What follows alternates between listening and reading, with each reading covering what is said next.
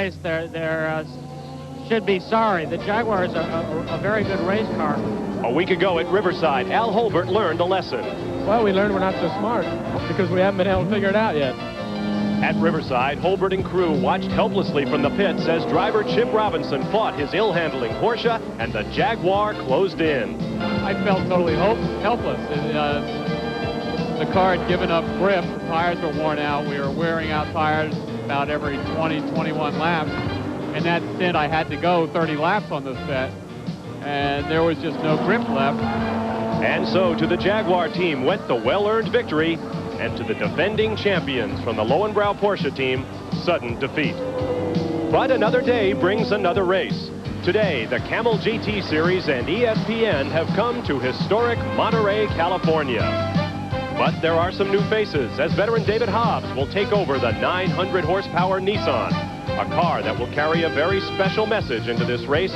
Get well greetings to EFR, Elliott Forbes Robinson, the Nissan lead driver who suffered a very bad race at Riverside when a tire cut at top speed.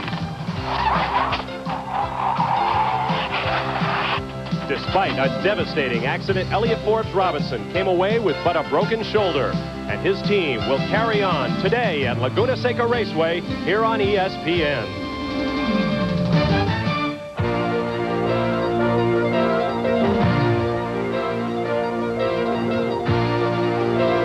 ESPN, the world leader in motorsports coverage, presents Speed World.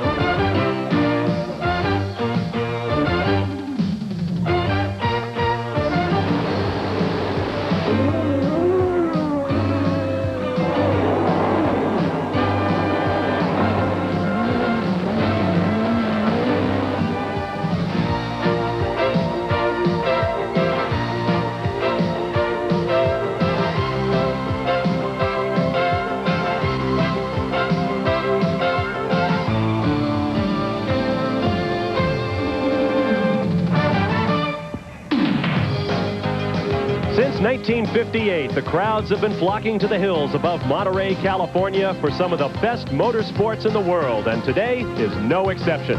Hello, everyone. I'm Bob Barsha, welcoming you to Laguna Seca Raceway in historic Monterey, California, where we're ready for round 6 of the most exciting, exotic, and fastest sports car racing in the world, the International Motorsports Association Camel Grand Prix Series. Today, it's the Budweiser Camel Grand Prix, 300 kilometers for a record field of 25 high-tech prototype race cars, and the tension level in the pits is higher than it has been all season long.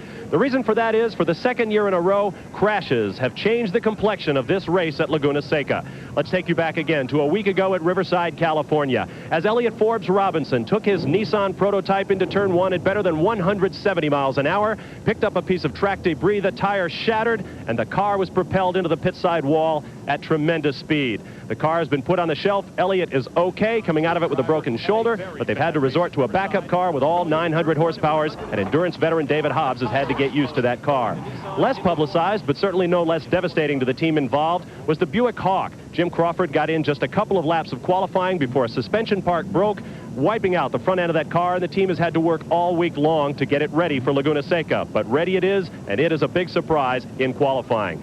Join me to help analyze today's race is the fastest female race driver in the world from the Ford GTO team, Lynn St. James. And Lynn, you were involved in a devastating crash at Riverside last year. You had to get the team ready to come to Laguna Seca. What's it like having to go through that kind of a thrash? Well, these crews have to work so incredibly hard just to do the normal preparation on a back-to-back series like this.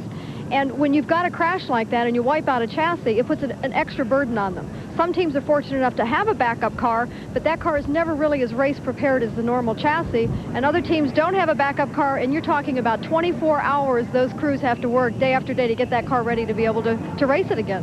Well, the Nissan certainly had a backup car. The Buick team did not, but both teams are here to race. And for a further comment, let's go to our other analyst for today's race, Tom Blackaller, who's climbed out of his Camel Lights entry to join us in the booth. Tom, the leaders have found themselves back in the pack. Qualifying has been quite a surprise. I think this is going to be the most competitive GTP race of the year, Bob, because the qualifying hot shoes like Jim Crawford in the 1,000 horsepower Buick Hawk, Sarel in the equally powerful Corvette, have taken a back seat to the tremendous qualifying effort of Price Cobb in the Porsche. I think this race has potential to have the top 5 cars run right in a pack for the whole 300 kilometers. Well, both of our surprise front row sitters, Jim Crawford and Price Cobb, are standing by. Gary Lee and Marty Reed are down there. Let's go to Marty with Price Cobb. The man who has stepped to the head of the class for this weekend's race is Price Cobb, running the number 16 Dyson Porsche 962. Your first pole position, your second time, or actually you've won here twice. What about this racetrack? You seem to like it. The car's working real well. How's your confidence level? After Atlanta, you said, I'm still not real confident. Well, I mean, I'm confident, but I also know that my ability has not returned back to what I think it could be. I'm not driving as well as some of these guys, so I try to get the car to help me through the rough spots. But I think it'll be an outstanding race, and I'm looking forward to it. I think the Porsches will probably figure in the end. The start will be interesting because of the turbo cars, the big ones, the Buick and the Corvette, but I'm looking forward to being well placed at the end. Well, the rest of this field has lots of confidence in this guy's abilities. Let's go to Gary Lee with the other man on the front row. Jim Crawford, the Buick Hawk, starts outside the front row. The team really had to work after that damage you did to the car last week at Riverside. Lots of very, very late nights, yes. Now, it's been a dry spell for this Hawk. It's been starting up in front in the past. It's led, it's won, but not for about a year. Yeah, we changed cars the end of last year, and they never come together easily. All of a sudden now we've got the engine installation problems worked out, and we're working on the chassis, so we're beginning to see results. Obviously, the big smile says he's ready to go racing. Starting outside the front row is Jim Crawford. And so the surprise front row will lead 25 of the fastest cars of the world to the green flag here at Laguna Seca in just a matter of moments. Today's ESPN coverage of the Budweiser Camel Grand Prix is brought to you by BF Goodrich Radials. We make your car perform. By Pontiac, America's road car company. Pontiac, we build excitement. By Busch Beer, the beer with a taste as smooth as its name. And by Quaker State Motor Oil. New Quaker State with QSX keeps your engine cleaner to last longer. We'll be back to take a closer look at this 1.9-mile Laguna Seca Raceway circuit and get our grid set in just a moment.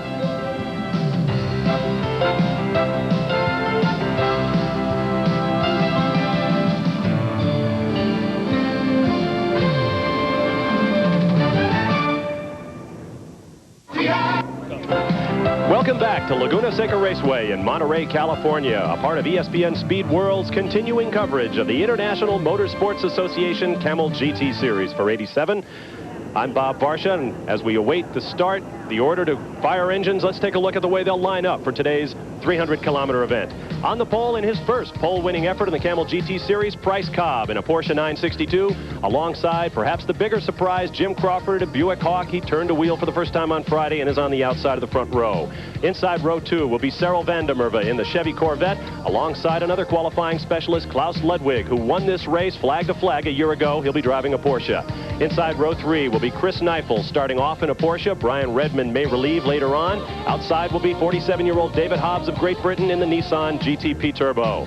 Row 4 will have Bob Wallach on the inside. He may share with Darren Brassfield. Al Holbert will be alongside the 5-time Camel GT champion.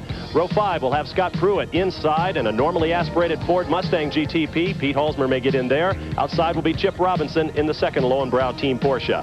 Row 6 will have Hurley Haywood, the winners last week at Riverside, California in the Jaguar. Outside Jim Adams will start John Hotchkiss Porsche 962. Looking back through the field, Don Bell will start his Pontiac Fiero GTP, the pole sitter in the Camel Lights class alongside Bruce Levin. Row 8 will have Charles Morgan in a Fiero GTP alongside two-time series champ Jim Downing. Steve Durst will start inside row 9 alongside Steve Phillips. Calvin Fish will make a debut effort in a Buick Alba alongside Chip Mead in a Lights car. Row 11 will have Bob Lesnett and Scott Schubot. Row 12, Terry LaBelle alongside Ron Canizares. And bringing up the rear in the field, Howard Cherry in another Porsche-powered Camel Lights entry. 14 GTP cars in this event, 11 Camel Lights. Once again, it is a record field here at Laguna Seca. Let's take a moment now and take a lap of this 1.9-mile circuit and see how it lays out. For nearly 30 years, the 1.9-mile, 9-turn layout of Laguna Seca Raceway has challenged one generation of drivers after another. Tom, how about taking us for a lap?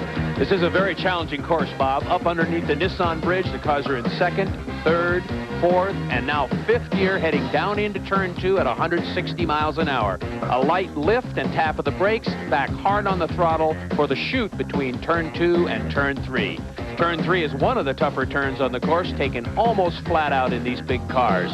Then up under the bridge into turn 4, downshift to fourth gear, hard on the throttle around turn 4, and don't hit those alligators on the right. Up to the crest of the hill, approaching turn 5, the cars are up to fifth gear, coming actually off the ground, settling down, hard braking for turn 6, the notorious corkscrew. Down a 20-degree grade, almost like falling off a hill. Third gear, almost up to fourth gear, light braking around turn 7, and down the chute between turn 7 and turn 8. Once around turn 8, you have to look out for that wall on the left, which was put there to contain the Indy cars. Hard braking in turn 9, first, second, third, fourth gear up under the Nissan Bridge at start-finish. And that completes the lap. And we expect to see most of our passing in that hard braking area just outside turn 9. And now it looks like we're about ready to turn them loose. But before you do that, Lynn, a lot of those turns, as we could see on this racetrack, are really pretty blind, and that means the drivers are going to need help to find out what's ahead around those turns. That's right, Bob. Of course, we always have corner workers at all racetracks, but particularly here, they are very important. Besides showing a yellow flag, which is going to determine if there's a car off the road or a car spun, they also have to display blue flags, and particularly when you've got the Camel lights and the Camel GTPs running. So they're doubly important here. We really rely on them. It's sort of, if you can imagine driving through a tunnel at 150 miles an hour, and then all of a sudden when you come out and you've got that light right there, those corner workers, you look for that flag to make sure you've got a clear track ahead. Well, last year we certainly saw an example of what can happen as a car got off course on the very first lap of the race, came back on, tangled with Al Holbert, and that certainly helped Klaus Ludwig move out front and eventually win the race. We'll be back to fire engines and turn them loose in the Budweiser Camel Grand Prix right after these words.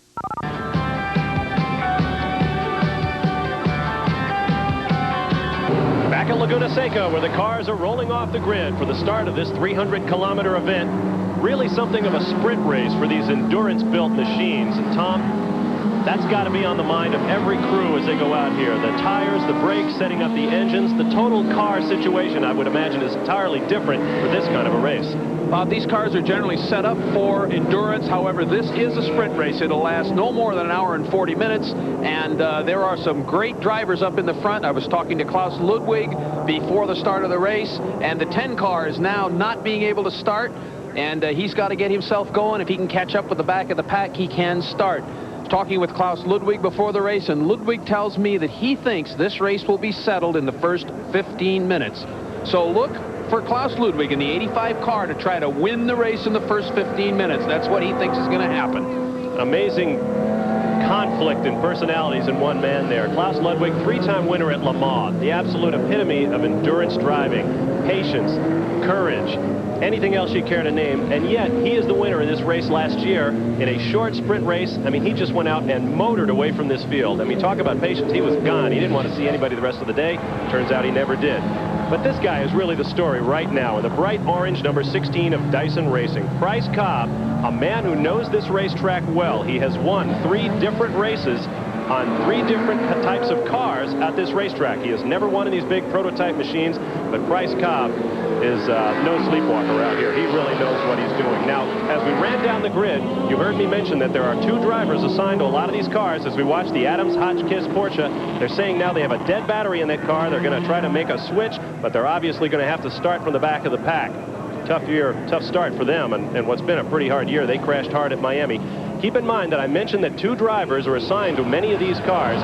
No team has ever won this race at Laguna Seca by changing drivers. And so there is a strategic decision that the teams are going to have to make. If you've got a couple of drivers in competition for a driving title, they want to score some points. They might want to make that driver change, but it could cost them. Off of turn 9 now. Price Cobb will lead the field down. Alongside is Jim Crawford. The green flag is out there, spooled up, and Price Cobb really got snookered at the start. Well, he did. Crawford in the Buick really got that jump on that start. It's a very clean start, though. And And there you see them down into turn 2 and up into turn 3, going through the gearboxes. Jim Crawford leads the way in the number 45 car. Klaus Ludwig is trying to make that race right, he just said, and he's already in second place, so he definitely took a clean jump right there. Klaus isn't going to let any grass grow under his feet, like he said. He's going to keep right up there as fast as he can in the first 15 minutes. I drove with Klaus last year, and being part of the Ford team, I have to say that I think he is the consummate driver, as you were commenting about, Bob, because he knows what it's like to do an endurance race, but it's obvious right here he knows what it's like to run a sprint race. Klaus Ludwig, he's driving a car that was driven to victory in the 12 hours of Sebring earlier this year by Jochen Mass and Bobby Rahal, and Ludwig down under Crawford under braking. He's going to win it in the first lap. Oh, my. A tremendous passing move there as Klaus Ludwig dove under Jim Crawford in the Buick, and the Porsche of Klaus Ludwig out of Bonn, West Germany is out front. Quickly, those two cars open up a gap of about 10 car lengths to Price Cobb, presently shown in second, third that is, having taken third place away from the Corvette. Let's take another look at that pass, Lynn. It was an absolute braking maneuver there. Klaus was very, very ready. I think that Crawford was probably just, tires may not have been warmed up as much. He may have been, wanting to go for just a clean entry into turn 9, but Klaus was going to go for that pass. Tom, how much of that is lack of familiarity with his car? We mentioned that they have crashed the car before. They've done a lot of development work on it. They haven't got very many racing miles in on the car. Maybe he just wasn't sure what the car would do in that tight situation. Well, Crawford has more power than Ludwig does, but the power doesn't make any difference when they're coming in under hard braking to that hairpin. And Klaus is really unreeling that car right now. He is going as hard as he can. Here's a good look from inside the number 67 BF Goodrich Porsche being driven by another short-distance sprint race master, Bob Wallach of Strasbourg, France. Up ahead is David Hobbs, the 47-year-old endurance veteran from England in the Nissan. Great view under the bridge, over the turn 1 hill, and down into that sweeping left-hander. 150 miles an hour right there, Bob. Now he's back on, probably going 165 miles an hour right here before turn 3. Woo, that's exciting. You saw that little dark patch just outside turn 2. They have added pavement to that turn in order to give these big 700 to 1,000 horsepower cars the opportunity to make that turn, and we've got problems on the front side. In the most dangerous part of the track, the entrance to turn 2, the number 6 Fiero Pontiac has been hit by another Camel Light car. Now they're trying to dodge parts in the middle of the track. Everybody seems to have cleared out, but the number 6 car will be out of the race. That's a Camel Light Fiero. Looks like his nose there that just is laying in the middle of the track. There you see it, the number 6 car being driven by Charles Morgan and Jim Rothbarth. And now that was a car that was going to make a driver change because they are in the running for Camel Light's points. Although it looks like the car is in pretty good shape. You see the tire streaks along there. He got onto the dirt. I don't think he hit the wall, but you're right, the nose did come off. He may be able to get back into it. There's the debris on the racetrack as you see our in-car camera making its way down through turn 2. The caution flag is out. They'll have to go out and pick up that piece of debris. We have one brave corner worker that's going to have to run out there to pick up that debris. Yeah, this will pull a full course yellow, which will bring the pace car out to get that piece of the number 6 car out from the middle of the track. That's the second race in a row that the number 6 car has been put out with a major crash. In Riverside last weekend, he hit turn 6 head on, went straight up into the wall. So they are having a tough 2 weeks in the number 6 Camel Light car of Morgan and Rothbarth. That was Jim Rothbarth that had that accident at Riverside. Now Charles Morgan has had his problems, so I guess they're sharing their bad luck in that car. He just was, he's pulling in the pits right now, and the way when we saw it on the camera before, the front wheels still look pointed straight, like, he might have just lost the nose, be able to replace that nose. If we can get down to Marty, maybe they can tell us. It looks as though they are going to be able to make the change. Very clean breakaway as far as that nose section is concerned. They have one piece on the driver's side. Over on the right side, they're trying to break away some of that fiberglass. Charlie Morgan keeping the revs up, trying to keep the car from stalling. We can point out also this full course yellow is too soon for the Corvette, which has to make 2 stops to be able to come in now. So they still need another full course yellow to try and get back on the same number of pit stops with the car.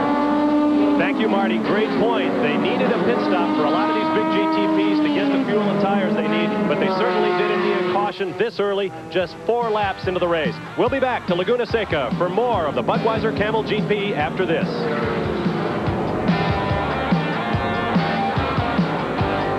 Back at Laguna Seca, where the accident by Charles Morgan's Camel Lights car has slowed up this field under caution. There's a look at the top 5 as they presently stand. And let's go down to the pits right now and Gary Lee. something that perhaps Lynn could amplify on. We were talking to Jim Crawford earlier, and he said despite his good qualifying time, they're utilizing a large turbocharger, the same one they had at Daytona. Consequently, they have some turbo lag coming through turn 9, or where they burnt the throttle over in turn 4. That could be a major development if the racing is close late. That's a good point. That's probably why Klaus was able to get by him so easily there in turn 9. He had that lag, and he just couldn't get off the turn as well. Okay, back under green, and Klaus Ludwig is back on the hammer in a big way as he opens up a quick 10-car gap, although that Buick starts to spool up and draw him in. Bryce Cobb, a strong third place right now, and the Chevy is chasing him. I think Bryce might be mad because he got stickered on the start, and he's now going to try to make up for it. I think maybe his energy level had time to collect himself possibly with that yellow out there, and he looks like he's charging now. A continuing story this year among the Porsche drivers. Keep in mind, this is a car that has dominated this series, winning 36 races since its debut in 1984, the Porsche 962. They are now using 2 spark plugs per cylinder on these flat 6-cylinder engines, and a lot of the Porsche teams are having problems getting it quite down. There you have misfires at Road Atlanta that might have cost Al Holbert a shot at the victory. Misfire problems again at Riverside. The Porsche drivers are really having to relearn these engines. Bob, I noticed in the last time through lap through turn 2, the Sarel Vandermeer car tried to pass Bryce Cobb. There he goes again, sucking right up to the back of him. And you can see the Corvette is not going to want to stay behind the number 16 Rob Dyson Porsche, driven by Bryce Cobb. It looks like they've got the wick turned up on that Corvette car, and I would look for him to move up through the field. There you see, straight line as car 6 is back in the pits. Charles Morgan apparently having more problems. They're using a mallet to get those bodywork stays back into place on his car, but it looks like it's not a handling problem, purely cosmetic at this point for Charles Morgan. Bob, I think he hit the wall a little harder than we thought. He spun clear around, did about 2 360s and knocked the nose off his car, and I can't believe that his chassis stayed straight or that the car will go the rest of the race. Here's Klaus Ludwig now with a nice, tidy lead over Jim Crawford. And Crawford's holding up Bryce Cobb just a little bit. I would say the 45 car, that's not the best turn on the racetrack. That tight turn 9 hairpin. And Jim Crawford, the Indy veteran who will go on to Indianapolis, where he'll have a busy month of May as he runs the Buick March house car in the 500, if he can qualify. And you'll see a lot of that qualifying right here on ESPN. But right now, Crawford has his hands full with a Buick Hawk and a mirror full of Porsche as Bryce Cobb tries to challenge for second place at Laguna Seca. Looking at V6 power up to about 900 horsepower. We talk about the Nissan, we talk about the Corvette being the big horsepower machines. This Buick Hawk gives up in the horsepower wars to no one. Bryce Cobb with that flat 6 Porsche turbocharged car, he's got about 725 horses at his command, so it's not really an even battle in horsepower, but Porsche's handle. It appears that where he really seems to have that turbo lag problem is at turn 9. Everywhere else he seems to be pretty equal to the Porsche, but that horsepower really helps, but he's got to have it getting off that turn. I think also, Lynn, that the handling of the Buick Hawk appears to be just a little bit ragged compared to the handling of the Dyson Porsche. It looks like Crawford has his hands full just a little bit more than Bryce Cobb does, although he's able to streak out under the power of that Buick Turbo on the fast part of the course, like turn 3 here. The cars are going 160, 170 miles an hour, and the Buick has a lot of power. I don't know. It appears that he was handling pretty good because the car seems to be pretty stable through the turns. Either Bryce might be just driving a little harder because it seems a little ragged, but they're both really obviously racing. There you see the turn 4 section, my favorite turn on a race course. There the corkscrew as Jim Crawford makes his way down. Bryce Cobb in hot pursuit. Now, we've lost one of our cameras out there, so if you see us watching some of the cars further back in the packet, so until we get our leaders back in view of another camera a little bit further on, as Bryce Cobb dives under Jim Crawford. Whoa. We don't need a camera to catch that one. That's 2. I think we're going to look for Bryce Cobb here to move out a little bit now and get into hot pursuit of Klaus Ludwig. There you see the power of the Buicks coming right up on the back of Bryce Cobb, and Cobb takes the inside line. Oh, gets cut off by a lights car, but he'll get right by him on the chute between 2 and 3. But that really ties all 3 cars together. There's the number 6 car. Once again, that's Charles Morgan in a Pontiac Fiero. He was the car who spun out early on and has made a couple of pit stops. He's way down to the field. Right now, he's making life a little bit tough in the battle for second place. That was really a good opportunity for the Corvette to just get right close, the door right behind him. Once again, an in-car look as Bob Wallach of France takes us around. down through the corkscrew. And boy, that must be absolutely breathtaking when you take that big jump off the top of the hill. Let's go down to Gary Lee with Darren Brassfield, Bob Wallach's teammate, in the pits. In basketball, there's the sixth man, the first guy off the bench, and he never knows when he's going to go in and play, so he has to always be prepared. And right now, that's the way Darren Brassfield must feel, because usually you have an assigned second driver. You know when you're going in, about when the pit stop will come. But right now, you tell me you really don't think you're going to go in. Right. This race is such a short distance. It's the shortest one we run. It's really not meant for two drivers, so right now we don't have a driver change set up. It takes too long for the one driver to get in and get out of the pits and get up to speed versus we leave Wallach in and we can take on it right side tires and fuel and just go again. So he's standing by just in case he's needed. Well, he may be needed to help pick up pieces of cars as we watch the action, as you listen to Darren Brassfield there, and these cars are flying around a race course. Looks like we had a little bumping there, Lynn. You saw the, excuse me, go ahead. Well, I was just going to comment that the Corvette has got by the Buick, and so I think we've got a change here in the top three cars.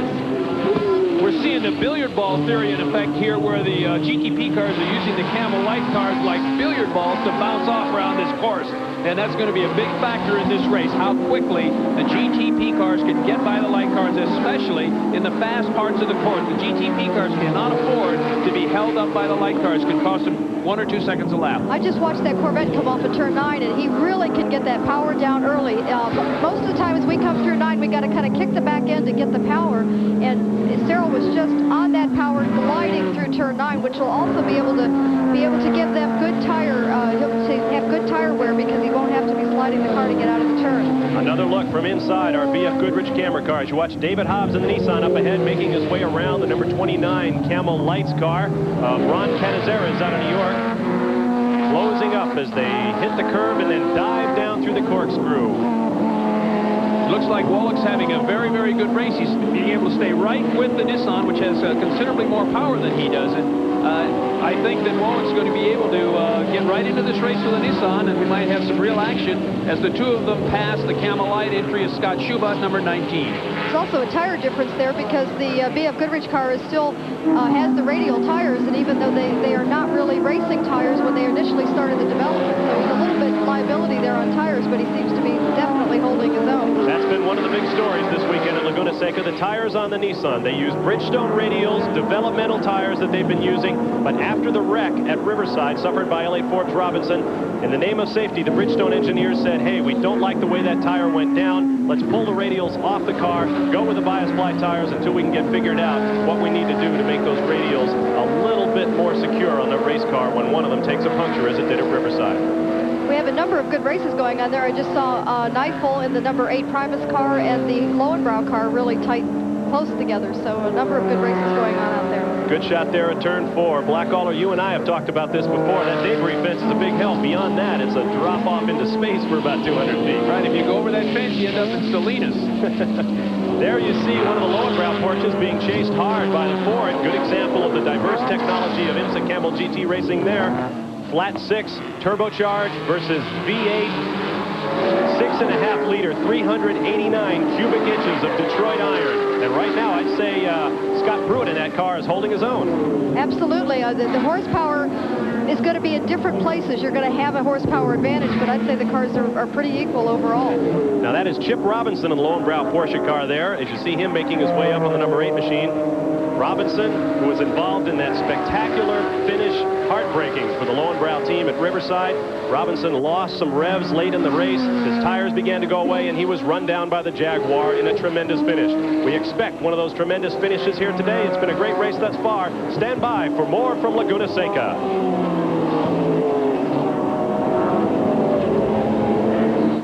Where Klaus Ludwig out of Bonn, West Germany, continues to lead this Budweiser Camel Grand Prix.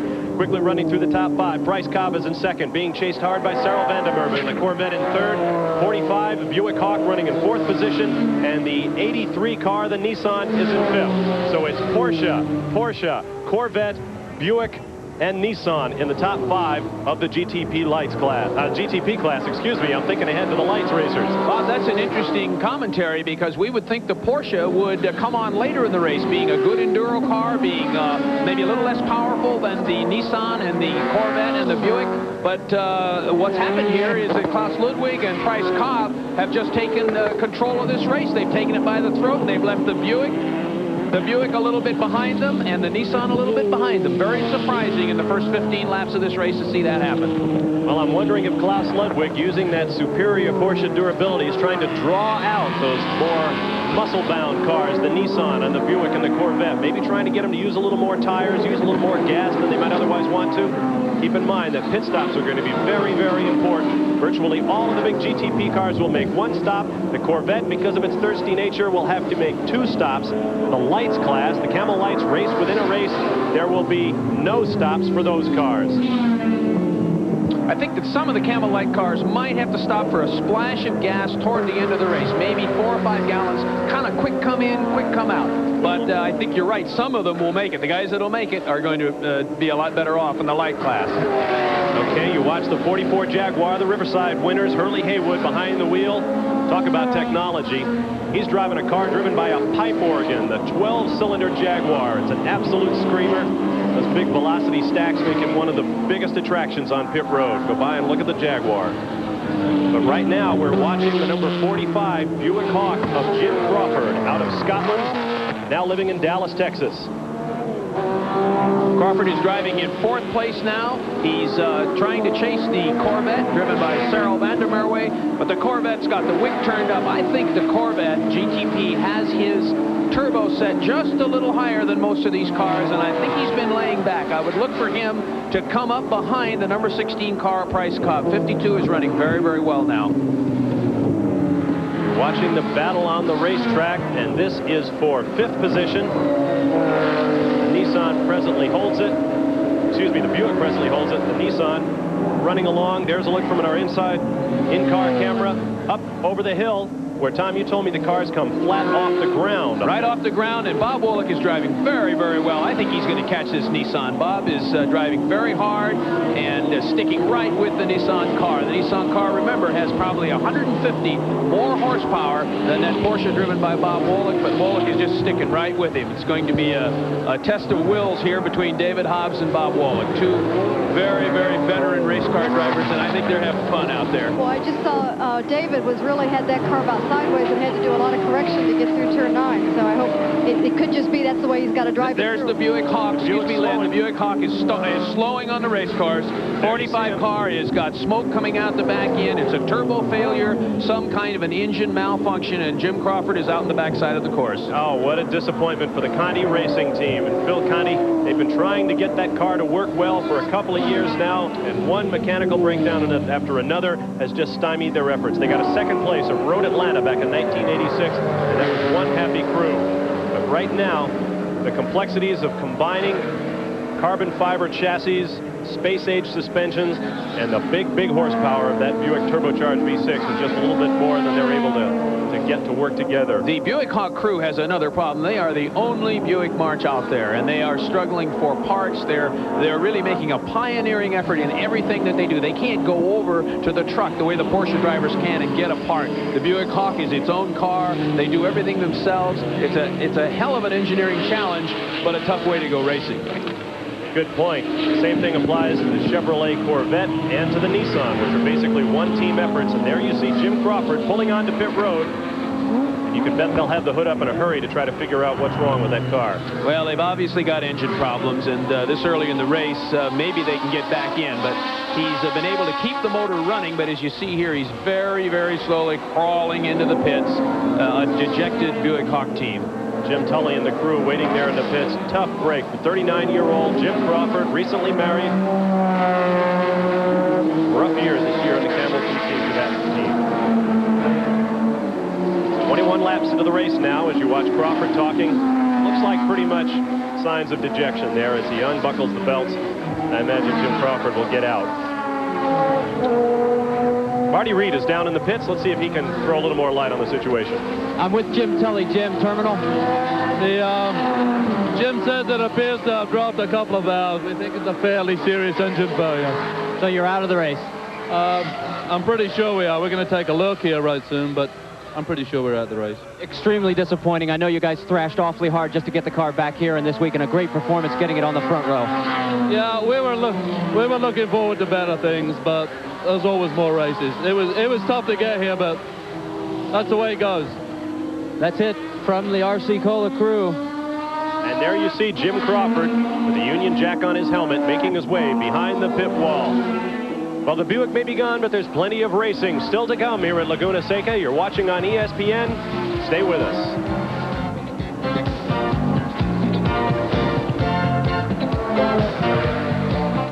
Bob Strange, BF Goodrich test engineer. All week long, I test tires. But on weekends, I drive race cars. In some ways, tire testing is just as tough. Comparing one tire with another takes precision driving. I believe TA Radios are the best performance tires in the world. And I punish them to keep them that way. TA Radios of BF Goodrich. Tested tough to make your car perform. So, what do you want to do today? Here comes excitement. Here come the hot cars. Everything feel for the road. Pontiac. So, what do you want to do tonight? Excitement, Pontiac. Introducing the G-Shock 5200 watch from Casio. The sports watch that's ready for action with a built-in shock absorber. It's tough, so tough, this G-Shock can take a slap in the face and not even flinch. The G-Shock 5200, just one of Casio's water-resistant sports watches. It's one tough watch to beat. Oh! Just like that, this AC copper core spark plug can fire 30 times. That's the firepower today's high-revving car engines need. What about your plugs? If they can't fire for up to 30,000 miles, oh! Maybe you're missing out on peak performance. For the AC Delco retailer nearest you, just give me a call at 1-800-AC-DELCO. Wait for trouble, and you've got it. We're back at Laguna Seca. Bob Varsha, Lynn St. James, and Tom Blackaller with you for the Budweiser Camel Grand Prix, and you watch as the leader, Klaus Ludwig, in the number 85 Bayside Racing Porsche 962, makes his way down the start-finish stretch and into turn one. Bob, Klaus Ludwig has been lapping at about 1 minute flat, which is a nice, hot pace. He is not going to let anybody come up behind him, and he will pray that they don't get a full course yellow, because the way he's driving, he is just stretching the whole group. You see there, he's lapping the number 10 car, which is a similar Porsche 962, and he's just going to go right on by. There's the gap to the second place car, the orange number 16 of Price Cobb, who's making his way, trying to make his way around one of the Camel Lights competitors. No, that's not a light car. That's the 15 car, the Buick-powered racer that Calvin Fish has brought out for the first time here on the series. And Price Cobb now is up behind the 01 Pontiac-powered GTP. That is the Camel Lights leader in class, Don Bell out of California, giving a little room there for Price Cobb out of Evergreen, Colorado, as he makes his way down the chute to turn 9, hard on the brakes. He'll make the left turn onto the front stretch. Marty Reed is standing by now with Jim Crawford. Well, it's a disappointing day for Jim Crawford, starting on the front row, but the very first GTP driver out of the race, engine just let go. I think something in the top end, a valve spring or something like that. How disappointed are you? Because you guys really did work hard. I'm disappointed, obviously, it's a race. On the other hand, I'm quite encouraged because the car's going better and better, so hopefully this is just the start of an improvement through the rest of the year. Well, for Jim Crawford, it's now off to Indianapolis. Let's go back upstairs. Well, meanwhile, more problems on the racetrack. This time it's the Jack Roush Ford team. That's Scott Pruitt in the number 4 Mustang GTP. and he, it looks like, is not even going to be able to coast down the hill to make pit road. He's going to pull over and stop halfway down the hill. That's a reasonably terminal problem with that number 4 car, and he's in a very bad spot because he's at the exit of turn 7 and the entrance to turn 8. He's in between those 2 spots, and cars tend to get off the road with alarming frequency at that point. So I can't imagine that they're going to let them stay there. It also indicates it's terminal because all he'd have to do is continue coasting down and could have made it right into the pit lane. So it must be something that he knows could not be repaired in the pits. Something must have seized up so that he couldn't let the car, because it is downhill. All he had to do is roll to the pits, but he apparently can't do it. Action piling up there in turn 9 as the number 14 Porsche of Chip Robinson makes its way through, followed by the 67 Porsche of Bob Wallach. And it looks like David Hobbs is having more than a handful of problems with that Nissan. David Hobbs, excuse me. I'm sorry. I was just saying we were seeing the back of the Nissan all the time through the in-car camera. And now we're going to finally see somebody else because Bob Wallach was able to get by the Nissan and is now very close behind Chip Robinson. We're going to take another look at that turn action, and we'll watch some of the passing go on at turn 9, which is where most of the passing has gone on through this whole weekend. Under braking, there you see Robinson underneath the red and blue Nissan of David Hobbs, and now Bob Wallach will lean over and, use the Nissan for a little bit of a billiard bumper there. It's called using the other guy for brakes when you make the turn. It was really a double pass. It looked like Wallach took advantage of that opportunity as Chip got by the Nissan. It was kind of a double opportunity. I think the Nissan missed a gear there when Bob Wallach went by him, and here you see the flying Frenchman frogging his way along the course here. That was a wonderful shot. That was a wonderful shot to be able to see the man at work. The intensity in his eyes and the concentration level. I mean, absolutely intense concentration. Bob Wallach used to be a championship ski racer, and he just loves to go fast. And you're seeing a man at work here and also a man having a whole lot of fun. Regular day at the office for Bob Wallach out of Strasbourg, France. I understand also let's say a national class level tennis player, quite the all-around athlete, and quite an Iron Man. I recall last year at Miami, co-driving with Paulo Barilla in a Porsche, Bob Wallach drove 2¼ hours through tremendous stifling heat in Miami before handing the car over to Barilla, who was making his first Camel GT start, his first Street Corps race, and he drove the last 45 minutes to the victory. But this man is made of steel, and he really knows Porsches. You can see the physical abuse there and also the G-forces, how his body just sort of lowered in the car there as he was going through that particular turn. There were some G-forces that just did that to the body.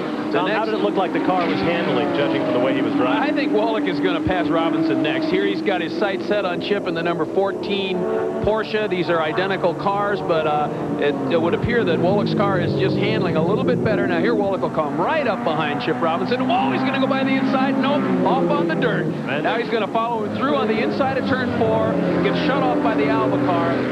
Wallach is doing a very, very, very good job here. And you saw a tow truck out there on the course. They may have been flying a local yellow there, but I sure didn't see it as you watch Calvin Fish in the red car there, the 15 machine. And now we've got another car slowing on the racetrack. That is Bryce Cobb, and he is on pit road. He'll make the sharp left turn and see if they can get that car figured out. Already a winner this year at Road Atlanta, but Bryce Cobb, driving this entire race solo, obviously has a problem. 30 laps into the race, Bob, this is a very serious problem. So the race is not 1/3 finished yet. This will not be a scheduled pit stop. It looks like a little bit of dejection in the cockpit of the Dyson Racing Porsche 962. Now Marty Reed is standing by in the pits. Yeah, we've got the bonnet coming off of the car, and they're reaching back towards the turbocharge area. Now, whether or not he's lost the turbo and lost that power boost, we don't know. In fact, the Dyson team doesn't know. And right now they have the motor completely shut down. This looks like it could be terminal. They're talking to Price, and the action is not fast and furious, guys. Yeah, there's the dejection from one of the crew members as the gloves get slammed down. And let's go to Gary Lee. There's no argument that the Vette may be the fastest car. There's also no argument against the worst fuel economy. Consequently, it'll be pitting most any lap now. Ready to go in, but not being sure if he is going to go in, is Doc Mundy. Obviously, Sarel is very fast out there, so at this point, why would they put you in? Well, we're not sure that I would go in. It depends on a couple different factors. If Sarel's real comfortable, he's staying in. If we don't think that we've got a shot at it, they'll put me in. Well, actually, it is a 2-pit stop race for you, so you'll likely see some action later. Probably later, yeah. Well, no matter what happens, he's ready in case he's called. And as Doc Bundy stands by, you watch Sarel van der Merwe, originally from Port Elizabeth, South Africa, now living in Indianapolis, Indiana, a 9-time South African National Rally champion, and he can make that Corvette sing. Doc Bundy's a good driver, too. He's being a little bit over-humble, saying they'll put him in if they don't have a chance. He is one heck of a race car driver, and they've got a good team there. I just clocked Sarel at a 101, so I know that he's obviously very comfortable in the car, and as Tom said, Doc's an excellent driver, but I think once you get into a rhythm here, and if you're really comfortable, you just don't want to disrupt that. You're back watching the leader, Klaus Ludwig, once again. One other note on the Corvette. Their engines are made at Ryan Falconer's shops in nearby Salinas, California, and there was talk of putting a second Corvette out there for Doc Bundy, but they decided not to make that move. And now you watch as our camera car with Bob Wallach aboard hits the pits, and this, too, has to be seen as a fairly early pit stop. This is a very early pit stop because I believe the Porsche could go at least 60 laps, so there's some kind of a strategic move going on here, maybe new tires.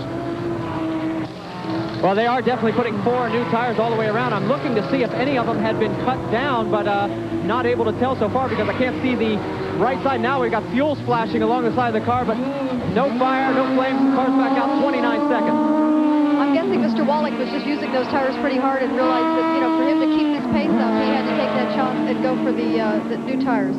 We should point out that Bob Wallach is a master of car setup and tire selection. This team was out testing last week with 67 different tire compounds, and the fellas from the BFG team told me it was just like watching a man playing a Stradivarius. Wallach would use this compound on this wheel and that compound on that wheel in trying to help the tire engineers come up with the BF Goodrich radials that would allow him to maximize the performance of this Porsche. A true master there. It's what you're referring to in that chassis setup and that development. He's a thinking man and an excellent driver. He is driving one of the original factory cars that has been rebuilt by Jim Chapman's studios out here in California. It was damaged this year, that is, at the Miami Grand Prix in a practice accident, but it has been competitive at Road Atlanta and Riverside this year. And if there's one man that can take it to a victory in a short race like this, it's the man behind the wheel right now, Bob Wallach. Let's go back down to Marty Reed. Well, we can tell you what happened on the Porsche 962 BF Goodrich car. This is what they call a scheduled stop. 32 laps in, they're not getting the kind of fuel mileage as some of the other Porsches are. We're talking about the Nissan also. We just checked with them. They are going to hold off for at least another 15, 20 laps before they bring David Hobbs in. Here we see the 67 car having changed to new tires, and Bob Wallach is driving the hell out of it, and I think he's going to be a factor in this race. Whoa, you saw him up on the curbing. He's definitely going after it here at Laguna Seca. Plenty of racing still to come, and we'll be back.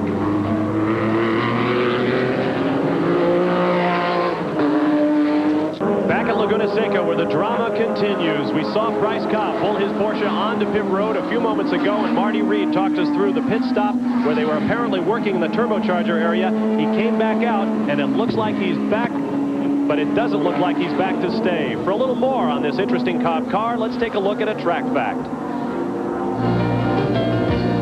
This ESPN Track Fact is brought to you by Quaker State Motor Oil. New Quaker State with QSX keeps your engine cleaner to last longer.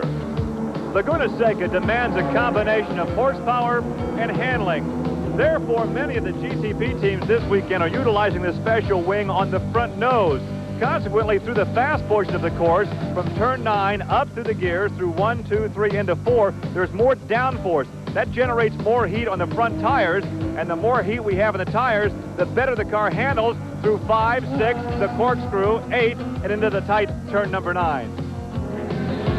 Well, right now it looks like Bryce Cobb is going to need more help than that nose wing can give him. Let's go down to Marty Reed in Dyson's pits. What's happened, guys, is that they put the car back out on track because they need 40 more laps to get points. So Bryce Cobb is just going to be out for a Sunday afternoon drive with an awful lot of fast traffic around him, just for a few extra points. Well, points are certainly important to Bryce Cobb. He presently stands in second place to Chip Robinson, 85 points to 51 after 5 races. So those points are very important. Bryce Cobb also the defending winner of the North American Porsche Cup, honoring the outstanding Porsche driver of the year in North American racing. But I would say 40 laps is certainly more than that car is going to be able to manage. There you see the leader once again, Klaus Ludwig. As you can see, he has led from the drop of the flag, and he has done it very, very aggressively. I tell you, this is probably a perfect scenario for Klaus Ludwig, because we have some cars already planning to make 2 pit stops, like the BFG car. We know the Corvette's going to have to, and Klaus is just out there driving that racetrack probably with the total, knowledge that he's going to be able to do it in 1 stop, and it'll be a perfectly clean race. There you get a good look at Klaus Ludwig, the young man from Bonn, West Germany.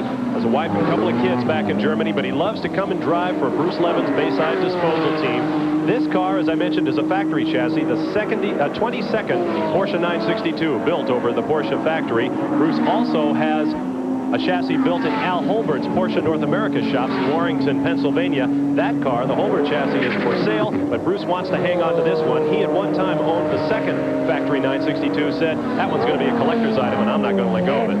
You notice he's got his headlights running, which he does that all the time. It's something that he does because that way it's another way for the drivers to know that he's going to be overtaking, particularly the slower cars. So it's a tradition they probably, I know they do it in Europe, and they do it at Le Mans, and Klaus has always done it even during the day.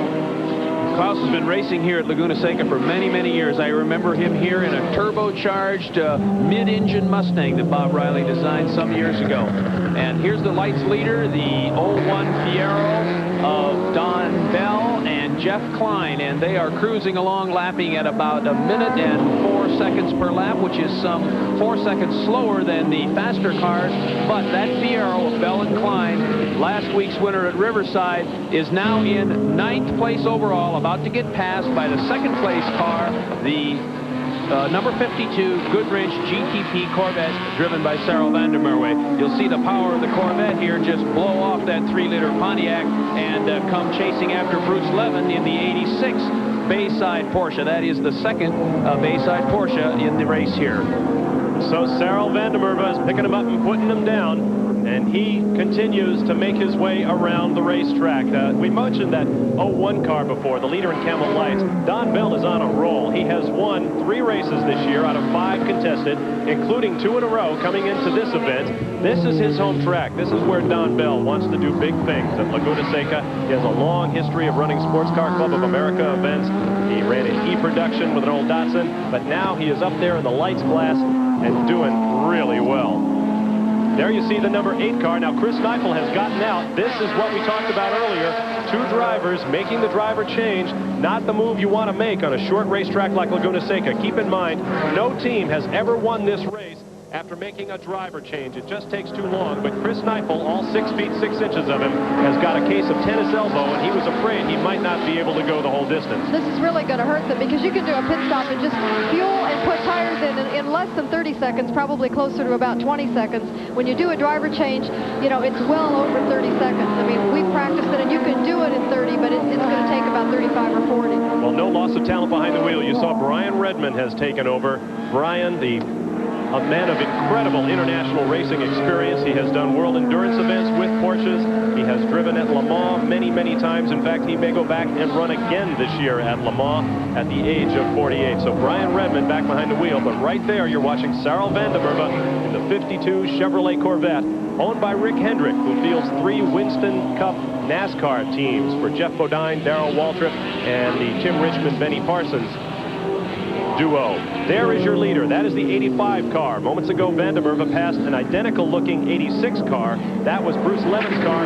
You're looking at the 85 machine of your leader, Klaus Ludwig, as he makes his way around through turn 4 and up the hill to 5. Ludwig is almost half a lap ahead of the 52 car, who is just coming out of turn 9 now. So he has a very, very nice lead here, and Klaus is driving much more smoothly than some of the other Porsches. We've seen the number 67 Porsche in the pits already. We've seen the number 8 Porsche in the pits for change of tires, for fuel. Meanwhile, Klaus Ludwig, the leader, is running.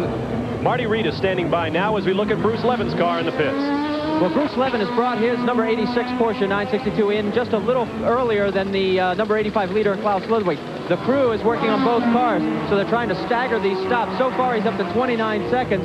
If this is rehearsal for the next time around, it's not as good as they need for Klaus Ludwig. 34 seconds before he's back out. Yes, indeed, a slow stop for Bruce Levin. Keep in mind that these cars are lapping in better than 1 minute. It's the big GTP cars up front, so you can't stay very long. And here is the guy who is lapping fastest of all, Klaus Ludwig. Ludwig's obviously able to stay out a little longer because he's being a little bit easier on the tires. He must not have a fuel problem. I would think that these Porsches could run at least 50 laps without having to come in for fuel and tires. As we go on in the race, the drivers will try to go as far as possible on that set of tires and with that fuel so that they have fresh tires toward the end of the race when they might have to sprint even harder to try to win the race. That's right, Tom. You really need to do that because you've got to have as much rubber at the end, and the track seems to get slicker as you go, and no matter how much rubber you have, it's never enough. So you've got to really hang on to that advantage at the beginning and hang in there as long as you can before you do make that stop. Here's a race for third place between the number 14 Porsche of Chip Robinson and the 83 Nissan GTP driven by David Hobbs. Good battle there. We have a little trouble identifying Chip in that car because he and Al Holbert have been changing cars back and forth throughout the weekend. In fact, just before this race started, they changed the number on this car. He went from the number 1 car to the number 14. Al Holbert, of course, the director of Porsche Motorsport North America, brought a second car to this race to see if they can do a little development work and figure out what the problem is that they've been having, problems that have cost them the last 3 races. Marty Reed is in the pits. Let's go to him now. Well, actually, we're back in the paddock area with Price Cobb, who stepped out of the car. The turbo went. You were trying to get enough points to, or enough laps to get points. Why are you back here now? Well, they wouldn't let us continue at that slow pace, so now we'll just change the turbo and go back out to do the same thing, just to get some points to try to stay in the championship. It's got to be frustrating for you. Pardon? It's got to be frustrating. Yeah, I thought we had a pretty good shot today, and then, you know, we missed a little bit on the race setup, but it wasn't too bad. I was waiting to maybe catch up at the end. In traffic, Klaus was getting away from him, but on our own, it was pretty even. But, yeah, it's a little frustrating, but we'll keep going. Is Klaus Ludwig setting too fast a pace? Can he hold it up? Oh, I think so, because I think we can hold the same pace, so, no, it's not too bad. Got it for Price Cobb. They will be back. All right, we watch as the battle continues for third place on the racetrack as Chip Robinson strives to hold off David Hobbs, but there's the 950 horses of that big Nissan against the 725 of the Porsche. Chip Robinson is leading the GTP Drivers' Cup right now and is running now in a steady 4th place. Chip is a very, very good professional driver. He has managed to just start in the lead in the points and gain on points every single race, this being the 5th race, and Chip is 20 or 30 points ahead in the driver's standings right now. So you're going to see Chip go very, very steadily and race at a very good pace to try to finish that 14 car in the top 5. Robinson has already made his IndyCar debut, and he'll be doing some more driving in the big open-wheel turbocharged cars later in this year at the Meadowlands and thereafter. We'll be seeing some of that action as well right here on ESPN. But right now, he's got his hands full trying to run down David Hobbs. Now, here's the Corvette of Sarel Vandenberg making what is probably a scheduled stop for fuel and tires. Let's go down to Gary Lee. Well, this is a scheduled stop. 4 tires will be changed. They'll top up the fuel. In fact, some very good fuel mileage for the Corvette. Sarel did not call in and say he wanted to climb out of the race car, which we did not expect him to do. So Doc Bundy, standing by with helmet on, will not go in. No driver change. They'll change all 4 and top off the fuel in the Corvette. Still looks like a pretty long pit stop. 46 laps. Now, this raises an interesting tactical problem. We're not quite at the halfway. We're a couple of laps short of that. And because of that, can we estimate that Sarel's going to have to make that other stop, or will he be able to go the rest of the way on this one stop? He actually went longer, I think, than we all anticipated. And, of course, if there's all we would take is the yellow coming out in that second half for some laps that can improve their fuel economy, they may end up, you know, in better shape than they thought. And here's what can happen to you if you take a pit stop that's longer than it needs to be. That is the leader right behind him, Klaus Ludwig, trying to put a lap on Sarel Vandenberg.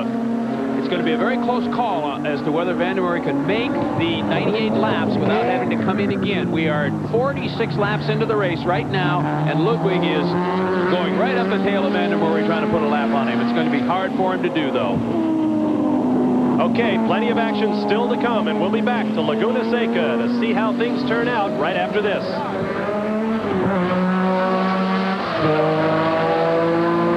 We're back at Laguna Seca, and you're watching Klaus Ludwig, who has continued to lead this race since its very beginning.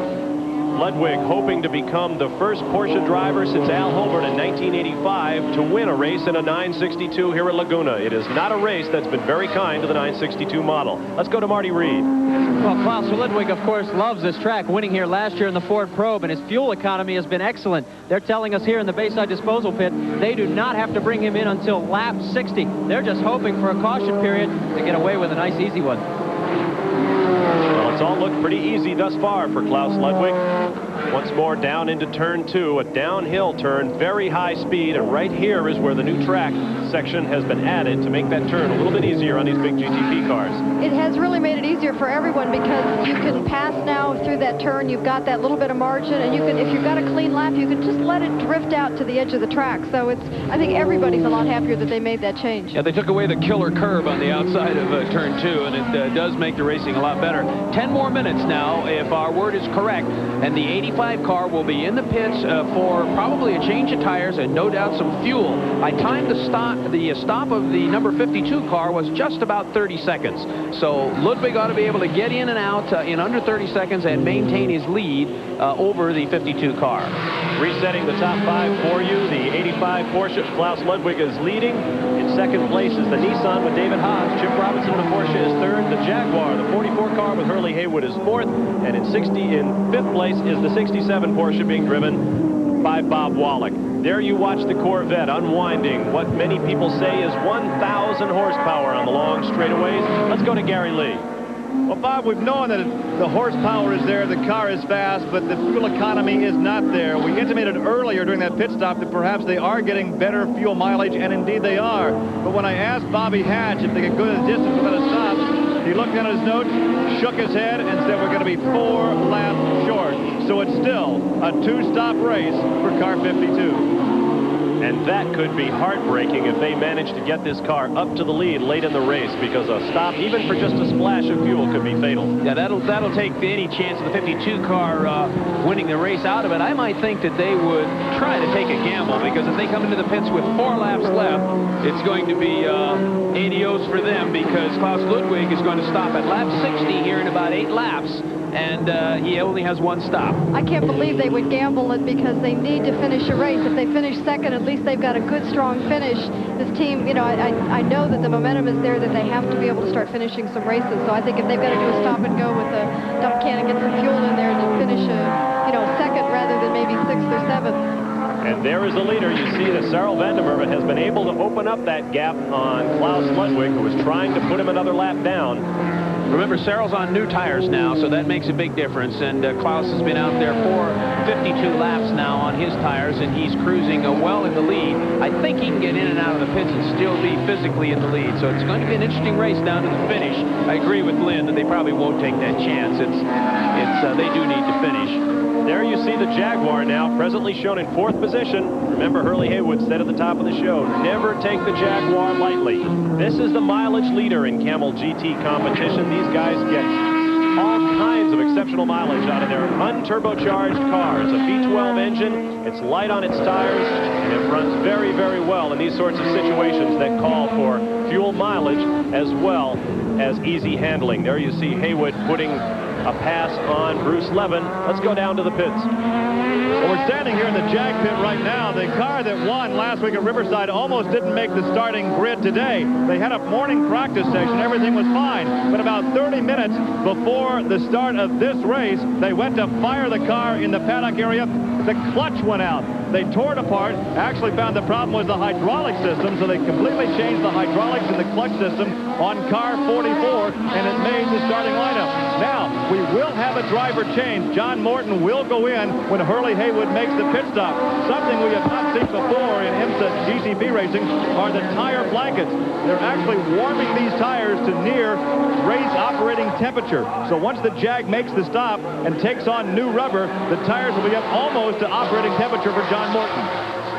Okay, thank you, Gary. And as we hear about the Jaguar, we see the Nissan of David Haas shown in 2nd place on the racetrack, and right behind him, the leader, Klaus Ludwig, pits. Klaus Ludwig talking to Walter Gerber in the headset, and they speak German to each other when they're working on the pit stops and on the communications. 4-tire change, the fuel going in. So far, we're up to 18 seconds on the clock. Everything seems to be cool and comfortable in the cockpit. Klaus Ludwig looks over and gave us almost a little wink, it looked like. He certainly underway with 29 seconds, a little smoke underneath, and now they're having a little trouble getting one of the fuel stops out, and it's finally out, and now Klaus is underway. A slow stop, though, 37 seconds. In fact, a very slow stop. Now, that's something that could have hurt Klaus Ludwig dearly if he did not have this huge lead built up. That's about 10 seconds more than the 52 car of Sarel Vandermeer took in the pits, but I believe that Klaus is out just ahead of Sarel Vandermeer. There we see Klaus going through turn 2, and Sarel is chasing him up into turn 3. So the two cars, 1-2, the number 85 Ludwig and the... There you see as Ludwig makes his way around, you saw the Corvette at the back of the picture. And now we are being told that during that pit stop, the 14 car of Chip Robinson has taken over the lead. And what a surprise this is as you watch Robinson making his way around. Let's set that top 5. It is now Robinson followed by the Jaguar of Hurley Haywood. The 85 car of Ludwig is out in 3rd position. Bob Wallach is 4th in the 67 Porsche. And the Corvette of Sarel Vandermeer is 5th. So the long pit stop does jump up and bite Klaus Ludwig. We'll have to watch how this shakes out now. As Ludwig makes his way around, you're watching Chip Robinson, and what a break for these guys. They still have to make a stop, and keep in mind that a week ago at Riverside, California, a long pit stop and some mechanical problems that cropped up after they made the stop cost them the race to the Jaguar team. So we'll be watching to see what happens when Chip Robinson pulls in and Kevin Durant and the Lowenbrow crew go to work on that Porsche. Chip's got to come in pretty quick, Bob, and this position he's got just in front of the leaders is going to be eroded pretty quick, even if he can make a 25-second pit stop. And he must be able to come in fairly soon. We're 55 laps into the race, and the 14 car has been out there the whole time. So he will be looking to come into the pits, I would think, within about 4 or 5 laps. Well, we'll be watching for Chip Robinson, our new leader, to pull into the pits. And the pits may well decide the finish here at Laguna Seca. Don't go away. We'll be right back.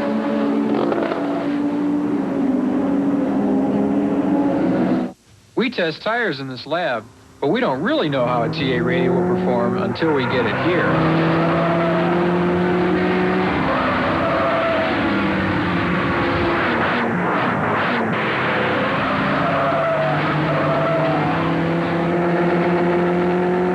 I believe TA radios are the best performance tires in the world, and I drive them into the ground to keep them that way. TA radios from BF Goodrich, tested tough to make your car perform. Time for an oil change, but we're not using your Quaker State. We're switching to something better. New Quaker State with QSX. Introducing new Quaker State with QSX because car-carrying people want superior engine protection. Look at the sludge conventional motor oils leave behind. New Quaker State with QSX keeps engines cleaner to last longer. I knew you'd like it. Ready? Hey, no. Your Quaker State people, reaching for the best.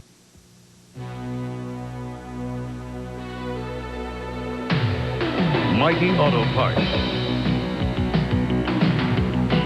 Tough. Dependable.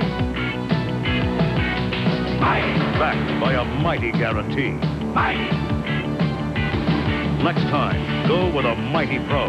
He knows what it takes to keep your car in shape. It takes a mighty part to please a pro. Back at Laguna Seca, and our leader, Chip Robinson, gets a little bit squirrely off turn 9 as he's challenged by the number 8 Porsche, Brian Redmond. But Redmond is a lap down, and he will be trying to get that lap back. But right now, there is nobody stopping Chip Robinson. It's time now for our mid-race report, brought to you by Volkswagen. At the midway point, Chip Robinson was, in fact, the leader by less than a second. Klaus Ludwig, the overall lap leader. He took the green flag at the start of the race and never gave it up until a long pit stop allowed Chip Robinson to squeeze on by. Average speed of very quick 107 miles an hour plus. 6 cars on the lead lap. 21 cars remain out of a field of 25. The lights leader is the Fiero, the Pontiac driven by Don Bell. Out of the race thus far, the normally aspirated Ford GTP of Scott Pruitt and Pete Halsmer. Steve Phillips in one of the lights entries. Bryce Cobb finally gave up and parked his Porsche. And you saw Jim Crawford in the Buick, the first car to go out. Now here is our leader, Chip Robinson, making his way onto pit road, and this is critical. We'll try to get some idea of how long this stop takes. He's not going to have much time. Here's Gary Lee. He stopped right on the money after almost locking up the brakes. Apparently it will be a 4-tire change, and the one commanding the pit stop right now is Al Holbert himself. He was scheduled to drive the #1 car. I asked him why he didn't start. He said, oh, it's a long story. We elected not to. So right now he is running the operation from the pit area, topping off the fuel, changing 4 tires. Chip Robinson will go the distance in car number 14, working now at 23, 24. This could be a fast stop. Still working on that right front. That is slowing them down. This could cost Chip a victory. A slow pit stop. They're having trouble with the right front. And obviously, from our vantage point, we cannot see exactly what the problem is. 3, 4 crew members over there working on it right now. Now they run away. Now they run back, trying to get the air hose out of the way. The tire off the jack. We're up to 45, 46, almost 47 seconds. So what could have been a very fast stop gets hung up on the right front.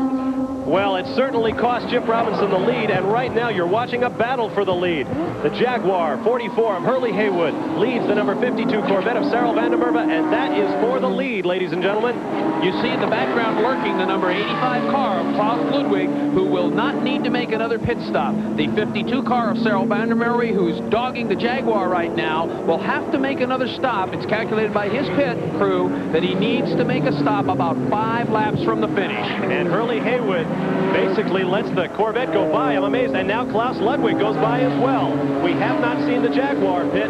We're approaching 60. In fact, we're past the 60 lap mark, so we expect the Jaguar will be in soon. But right now, Hurley Haywood is just waving the leaders goodbye. This is going to be a story of who can make their car last the longest. The 52 Corvette of Sarel van der Merwe leading the race now, but we think he's going to have to make another pit stop. Klaus Ludwig behind him in the 85 car will not have to make another pit stop unless something goes wrong, and it could. And the 44 Jaguar will probably make one short stop. Although we have some exciting racing out there, Klaus Ludwig is really, it's a perfect race for him right now. You know, it's exciting on the racetrack, but he is in control. And as we speak, here comes the Jaguar. They're going to have to make the driver change. Here's Gary Lee. Well, the Jag is in. They are making a driver change. As Hurley climbs out, John Morton will drive the anchor. He climbs back in, changing the tires, topping off the fuel right now at some 15 seconds. So one of the few teams that had planned to make a driver change. Now Morton has strapped in. They're cleaning off the windshield, still topping off the fuel. It's off the jacks, and Morton is underway, kills the engine, depresses the clutch, gets it going in about 28 seconds. Well, 27.3 by our official, unofficial watch. That's about 3 seconds, 4 seconds slower than they managed at Riverside when they were able to assume the lead with a combination of good pit stop and great driving by John Morton. You saw Sarel van der Merwe getting a little bit squirrely there coming down the hill. His goal right now, I would guess, is to open up as big a lead as he can over Klaus Ludwig, so when that gas stop is called for late in the race, he might have enough of a cushion to do it. But frankly, that is a tall order against a charger like Klaus Ludwig. I think so. I think right now he's just going to have a hard time staying ahead of him, yet alone building a lead. So I think he really, there's going to be, you know, Klaus being right there just really keeps that intensity level very, very high because he's right in that mirror. There you see the gap. The Corvette disappears on the left side of your picture, charged after by a phalanx of Porsche 962s. The number 8 car with Brian Redmond behind the wheel. Klaus Ludwig in the 85 car, and Bob Wallach in the 67 machine. Whoa, getting a little bit sideways there in 4. Bob Wallach is driving a little bit harder than Klaus Ludwig here. You can see how loose the car is. Wallach is charging. Here he is, right up under the wing of Klaus Ludwig. Remember, Bob Wallach had also made that pit stop, so he's going to have to stop again. So that means that Bob Wallach and Sarel van der Merwe have to charge a lot harder because they have got to make that extra stop. Oh, and you saw Wallach on the grass there. We're going to follow along now as the, I think it was the 8 car came in. Let's watch under braking here at 9. Back on the throttle, no room there. Ludwig made that turn just a little better than Wallach did and is pulling away. That's a question of Wallach clipping the wall coming out. He must have clipped it right while we were inside the cockpit. I think as he went off onto the grass there between 6 and 7, we saw him get virtually half the car. He was riding right down the center line, and it looks like maybe it chopped off there. Now that'll destroy the downforce on the front of Bob Wallach's car. He will not be able to turn the car into the turns as easily, and this will slow him up at least 2 or or 3 seconds a lap, but he looks to be very determined. He's not coming in or even thinking about coming in. Okay, we've got a replay here. We'll get another look at exactly what happened to Bob Wallach. Here from our camera, high above the front straightaway, you watch him get a little bit sideways, and off go the right-hand side wheels. He just was carrying a little bit too much speed coming through that turn, so the exit just took him off the track, and he saved it very nicely, but unfortunately hit those bumps, which then caused him to lose the nose. Not only will it not point in very well, but it will also be very difficult exiting turns, coming out of the turns, because he won't have the downforce to keep the car down, and he'll have a hard time coming through turn 9 there. He just got into some little ruts on the right side of the road coming out of turn 7, and those ruts just took off the nose of his car. Now we have an update on the story of the Jaguar. Gary Lee is standing by with Hurley Haywood. Gary? Well, Hurley has just been about 60 minutes in the cockpit, and one of the few drivers really to get a rest, because most of the teams are going with only one chauffeur. Yeah, we thought that Laguna is very tough on the driver, and this race is going to be close to 2 hours, and we thought it was better to go with 2 fresh drivers. Now you become the cheerleader. We saw you a week ago at Riverside cheering as much as anybody for Morton as he took the lead and went on to victory. Well, you know, you never can tell what happens. It's real slippery, and in the last 10 or so of my laps, the tires started to go off real bad. It was pretty scary, and my seatbelt came unplugged. So driving around this place without a seatbelt on. Obviously a great workout for Hurley Haywood. Wow, aside from that, Hurley, how was the ride? Hurley Haywood, one of the great cool customers in IMSA Camel GT Racing, one of a number of Camel GT drivers who will be at Le Mans this year. In fact, David Hobbs and Klaus Ludwig will be in Silverstone, England next weekend to drive for the Yost Racing team over there in preparation for the 24 Hours of Le Mans. Al Holbert, Chip Robinson, Bryce Cobb, Hurley Haywood, Sarel van der Merwe, and a number of other drivers will go over and drive that great classic at the end of this month. We'll be back with more racing from Laguna Seca as we watch John Morton circulating around Laguna. We'll be right back after these important messages.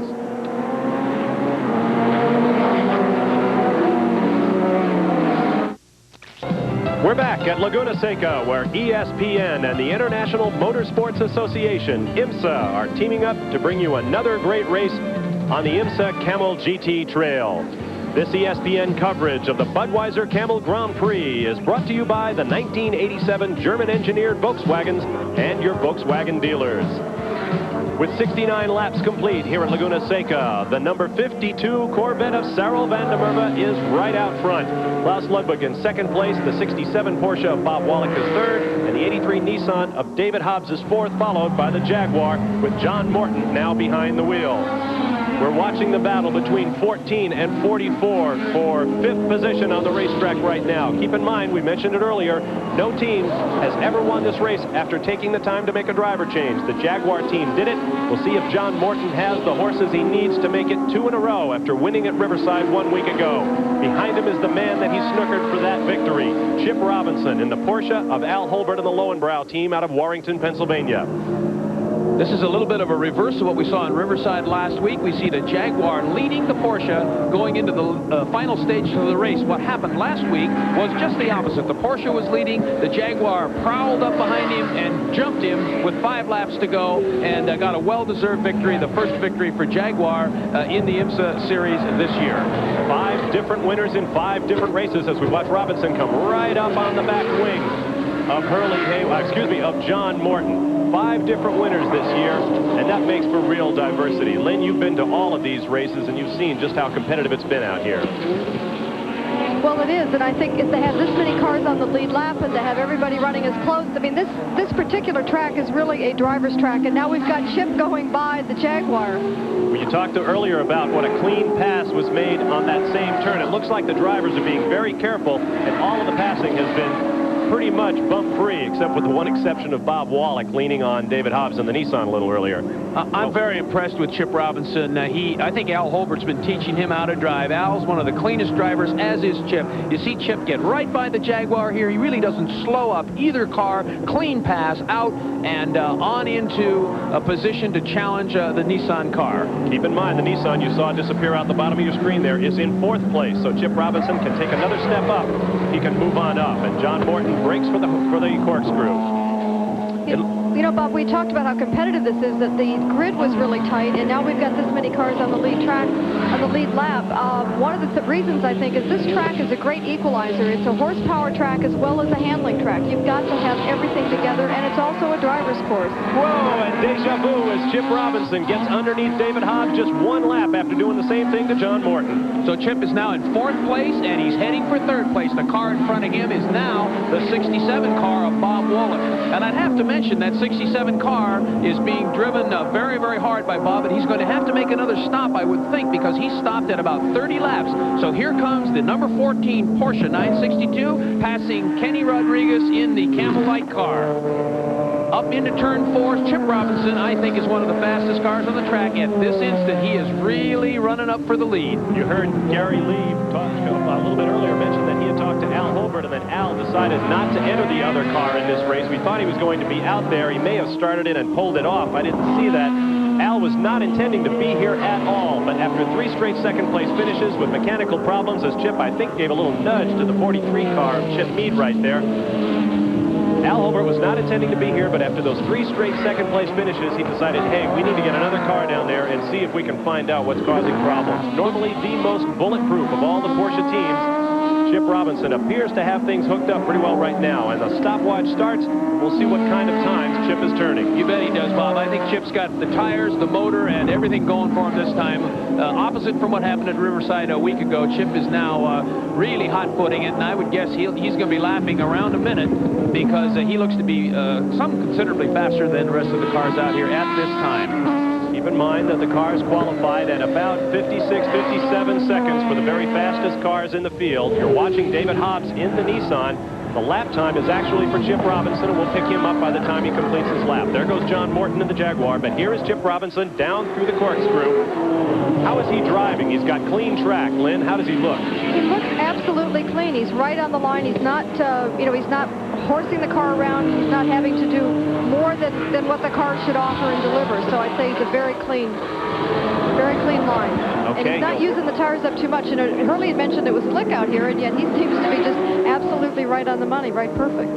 Bang, right at 1 minute. And that kind of time on this racetrack calculates right up around 112 miles an hour. Fastest lap in qualifying was turned by Klaus Ludwig at 120 miles an hour. So Chip Robinson right now is moving right up into the range of qualifying times for a lot of the cars in the field.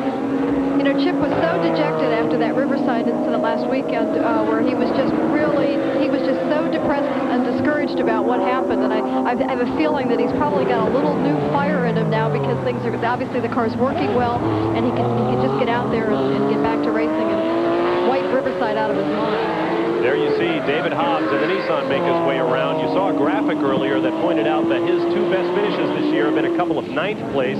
We should point out that he did those in 2 separate cars. This is the 5th race car, different type of race car that David Hobbs has driven this year on the Camel GT circuit. He would definitely get the Variety Award year end if he keeps up this pace of changing seats as the year moves on. As David Hobbs moves under the Nissan bridge in the Nissan GTP, we'll bring you back to the action at Laguna Seca in Monterey, California, right after this.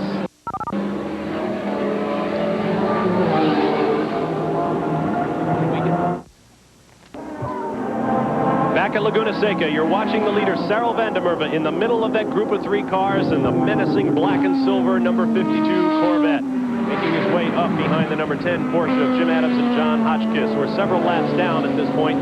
We expect that sometime between now and the end of the race, that Corvette is going to have to pit as the gas tank runs dry. But right behind van der Merwe is the 85 car. That is Klaus Ludwig in 2nd place as they jam up like an LA freeway traffic jam. Sarel van der Merwe with Ludwig in his mirrors. Now the psychological battle begins. Van der Merwe watching Ludwig, knowing that he's right there if he's going to stop for gas. But does Van der Merwe have to stop? He made it almost a halfway before his first stop. So we don't quite know just how far Sarel van der Merwe can go as you watch him squeeze inside of Jim Downing and make his way up through turn 9. What does Ludwig know about the ability of that Corvette to go the distance? Must Ludwig pass him in order to ensure himself of staying in front of the Corvette to the end? Gary Lee has a comment on the Corvette situation. Well, while we question as to whether the vet will have to make a stop, there seems to be no question here in the vet pit area. They are saying yes. They're saying they'll need about 5 more gallons of fuel. I asked Bobby Hatch if there is a fuel light on the car, and he said yes, there is. We also have a reserve tank of 3 gallons. So when that light goes on, Sarel can flip the reserve tank, come in. It may take 4 or 5 seconds to get just enough fuel for the vet to go the difference. And right now, he does not have a large enough lead to come in for that splash of fuel and still retain the lead. Let's go on up pit road to Marty. Well, we are at the Bayside Disposal Pit. Klaus Ludwig's crew is saying, hey, we don't need that stop. We're going to go the distance. They're just waiting for the Corvette to come in to take over the lead.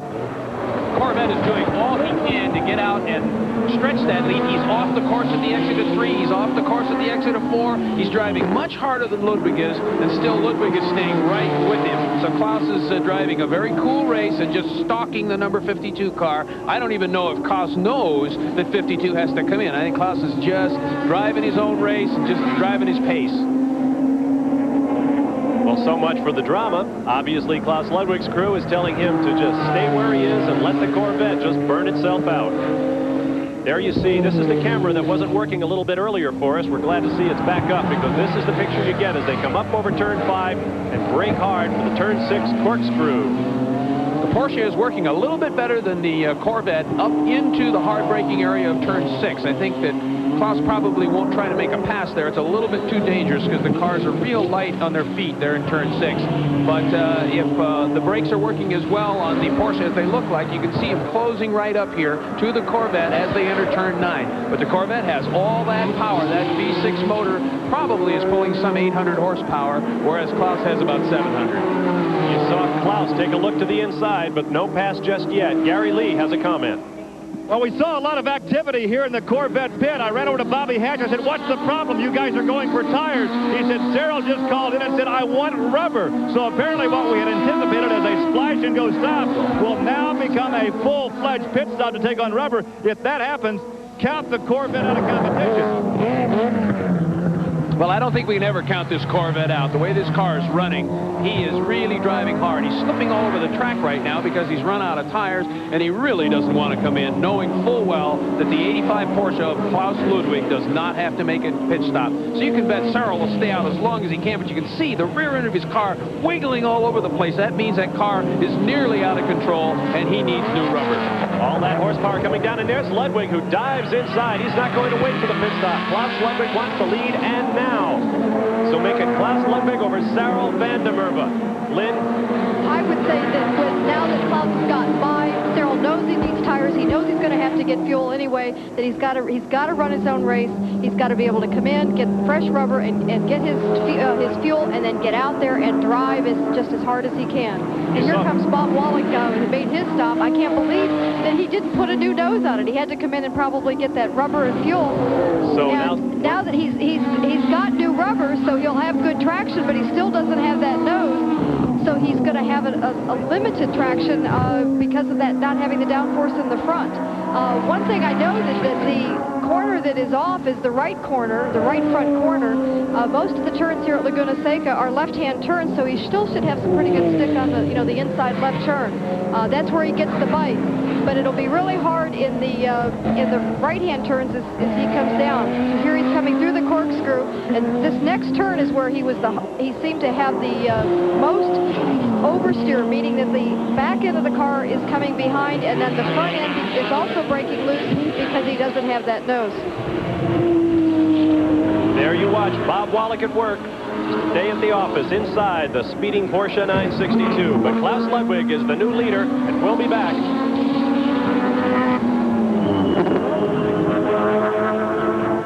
The leader is in the pits. Let's go to Gary Lee. We are changing right side tire. Oh, we've got a fire in the pit area. Fire. Quickly, they douse the fire. They douse the flames on the left side, and they're trying to get the car restarted now. They're indicating to van der Merwe they will push him away. They want to get that Corvette back, excuse me, back in competition as we're down here in the exhaust, the fumes from that fire, and the vet now is out of our view and is pulling away. So it would have been a very quick tire change on the right side and a splash and go, but then the flames burst out from the fuel. But the vet is back in competition, and we'll regain our composure down here. Well, Okay, thank you, Gary. Boy, talk about an eventful pit stop. That fire is similar to a problem they saw at Sebring earlier this year. Something about perhaps the location of that fuel loading nozzle that causes problems. Here's another look. As the fuel nozzle comes off, you'll see the fuel spray out and hit the hot exhaust and ignite on top of the car. Now, this is a relatively minor fire, which is put out immediately. Boy, it shows how those crew members, and it is required that someone be there with a fire extinguisher, and he was there, he was ready, he reacted properly. It also caught fire in Miami a little bit earlier this year, so perhaps we need to take another look at how and where they load fuel or exhaust gases from that car. You saw 2 fire extinguishers, though, right on the scene, and you also saw that everybody in that pit area was wearing flame-resistant clothing, so that's a good situation. Here at this racetrack a year ago, in a problem involving the Nissan in practice, a crewman was burned in an incident on pit road. We're happy to say he was okay. In fact, he's back here working in the Nissan pits this year, but fire is always an ever-present danger in the pits. As we watch the leader, Klaus Ludwig, followed by the Corvette, still shown in second place despite that long pit stop and all of the problems. Chip Robinson in third with the Porsche. Fourth is John Morton in the Jaguar. And fifth is David Hobbs in the Nissan, but he is now a lap down with 7 to go. With 7 laps to go, we got a fairly close race between the 14 Porsche of Chip Robinson and the 52 car of Sarel Vandermeer. But Vandermeer, remember, has new rubber right now, so he should be able to hold that second place pretty easily. Okay, we'll be back. Getting down to the end of the Budweiser Camel Grand Prix here at Laguna Seca. You're watching it on ESPN. Don't go away. We'll be right back.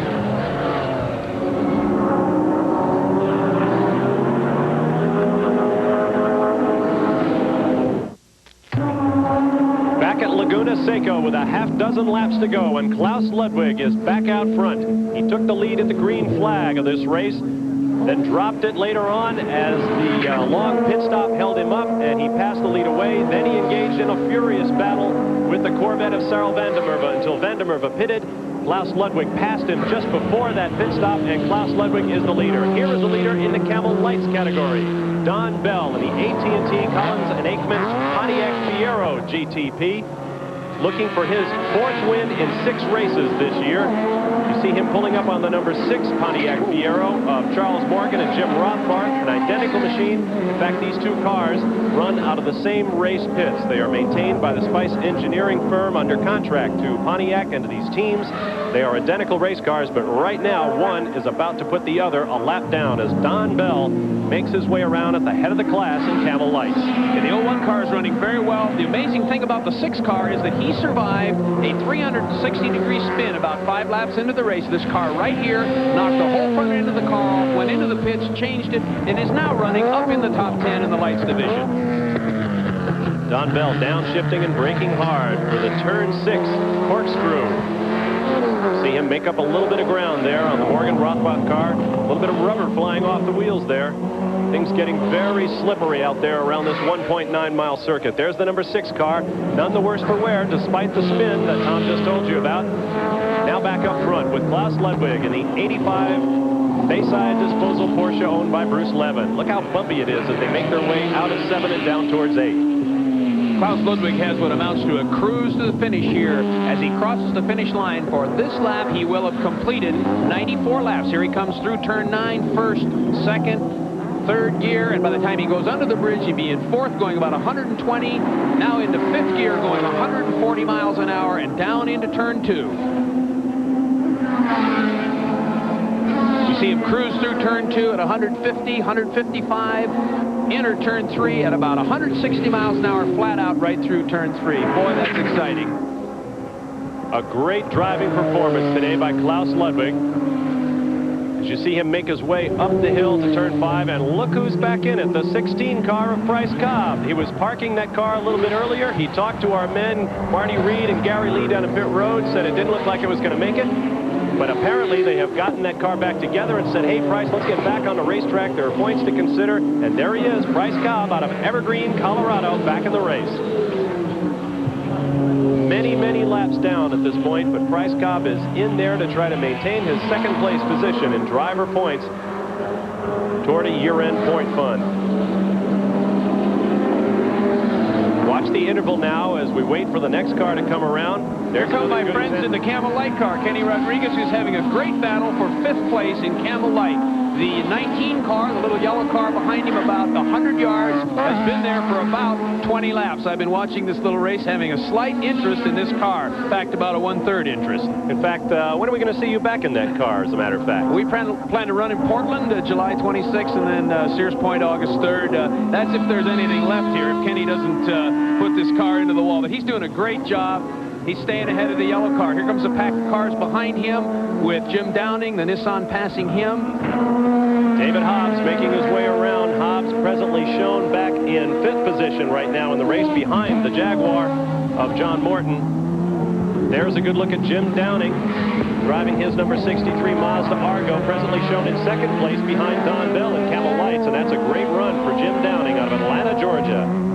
With 40 horsepower less than the Fiero, it's a very good job. Here's the little 19 Mazda Taiga car of Scott Schubert and Linda Ludeman. They are chasing Kenny Rodriguez, trying to get up to 5th place in the Camel Light division. Another interesting example of the Camel Light class. Scott Schubert had to make a fuel stop in this race. This was a European version of this Taiga, built with the European 100-liter fuel load. In IMSA, you're allowed 120 liters. The car has not been converted to IMSA specs in terms of fuel load, so they are going to have to make a pit stop, unlike most of the Camel Light's competitors. Now you see Cobb. Boy, he seems to have a whole lot of race car back as he pulls right up behind the leader, Klaus Ludwig. That pair of Porsche making its way around, and it looks like Cobb will challenge and passes.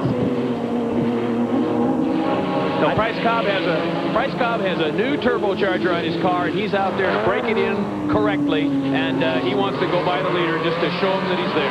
Klaus Ludwig has this race in hand. He knows that he doesn't need to make a mistake. He doesn't need to threaten anything, and he just doesn't need to satisfy his ego by just not letting Price go by. He needs to win this race. He wants to win this race.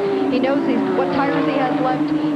He's just driving, the pace that he needs to. And I've been noticing all the drivers here are absolutely just driving so well. This track is held up, but I'll tell you, it is a rough. You're out there for 98 laps. You're tired. Here's the final lap now. Klaus Ludwig cruising through turn 3 for the last time, up under the bridge into turn 4, downshift to 4th gear, 110 miles an hour around 4th gear, light touch of the alligators, and on up the hill, chasing the number 9 Camel Light car, outbraking into turn 6. Very dangerous place to pass. Good pass by Klaus, though. I was going to say, we saw him give up the place to the back marker, Price Cobb, and now you see him challenging a Camel Lights competitor as they make their way through the corkscrew. But I'd have to say, an absolutely flawless driving performance today by Klaus Ludwig of West Germany as he takes turn 8 for the last time. The short shoot down to 9, and he's going to pick off yet another competitor before this one is over. On second thought, Shipmead says no, Klaus. Klaus decides to park in turn 9 just before the finish. Oh, my. And here he comes. Something. But here he comes, and the checkered flag waves for Klaus Ludwig. Well-deserved victory for Klaus Ludwig, who said to me in the pits before the race that he would win the race in the first 15 minutes. And here is the Corvette of Sarel van der Merwe after that white knuckle of a pit stop in which the car caught fire, but they got the fire out before any damage was done. And Sarel van der Merwe has taken it to a great 2nd place. I think when you consider how hard he had to drive this car to make 2 pit stops and still finish 2nd against all of the Porsches and the Nissans and the other cars in this race, I'd say that's a great performance for the entire Corvette team. This team has to be very, very proud and very happy to have this high finish. The 2nd place finish is very respectable. The car ran well, and they've been plagued with problems of finishing races, and I think they need to be very pleased with this. In 3rd place is Chip Robinson in the number 14 Porsche 962. Chip will extend his points lead in the IMSA GTP circuit with this very strong 3rd place finish. And in 4th place is the Jaguar of John Morton. David Hobbs comes home 5th in his debut effort in the Nissan GTP. And here is your leader, Don Bell, in the Camel Lights category. He has taken the checkered flag, and he's decided he can't wait any longer to get a little bit of cooling air into that car. He's a little warm in that cockpit. Definitely. Well, we'll be back to meet our winners in today's race and sum up the results for you from the Budweiser Camel Grand Prix at Laguna Seca Raceway in Monterey, California, right after this.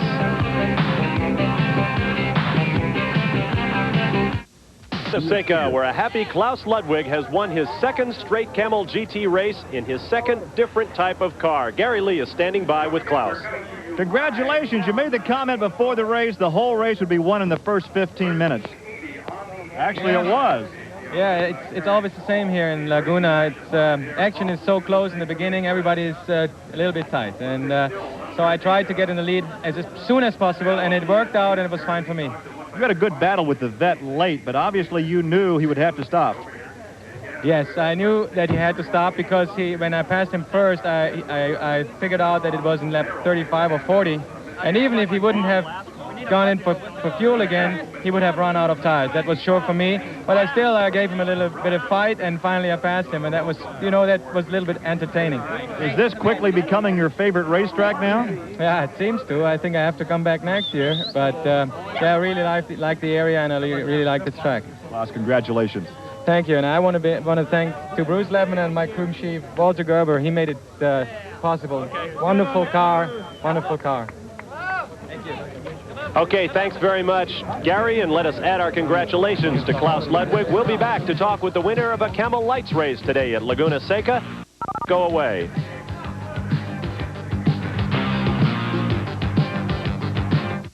You want the usual? It wolfs down broken glass for an appetizer. And here's the blue plate special. Then it devours a portion of nails and wood chips. I like a man who cleans his plate.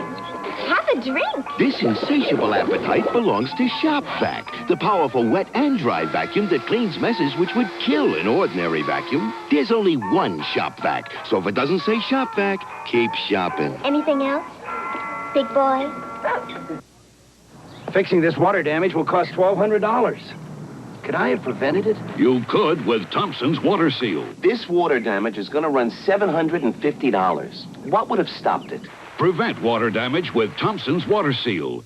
Simply brush Thompson's on wood, brick, or concrete, and it penetrates to form a barrier water can't get past, even when driven by 98-mile-per-hour winds. This time, I'm going to protect my new deck with Thompson's Water Seal. A great defense against repair. As we look over the green hills of Laguna Seca, high above Monterey, California, we'll give you a look at the top 5 finishers in the Camel Lights category of today's race. Don Bell co-driving with Jeff Klein, although it was Don Bell wire-to-wire in winning this, his 4th race in 6 starts. Let's go down to Gary Lee with the winner. Well, Don, you made it look easy by not making that pit stop, but you tell me you had a problem inside the cockpit. I sure did. The temperature was 102. We got a thermometer, and I wish we hadn't put it down.